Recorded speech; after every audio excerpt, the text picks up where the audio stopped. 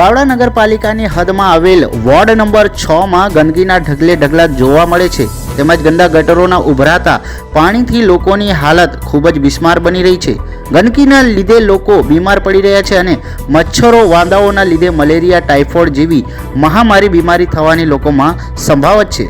આ બાબતે અવારનવાર વોર્ડ નંબર 6 માં ચૂંટાઈ આવેલા કોર્પોરેટરોને તેમજ પાલિકાના અધિકારીઓને લેખિત તેમજ મૌખિક જાણ કરવા છતાં તંત્ર દ્વારા કોઈ જ કામગીરી કરવામાં આવેલ નથી અને બાવળા ખાતે આ હાલત જોઈને સ્થાનિકોમાં પણ રોષની લાગણી ફેલાયેલી જોવા મળી રહી છે।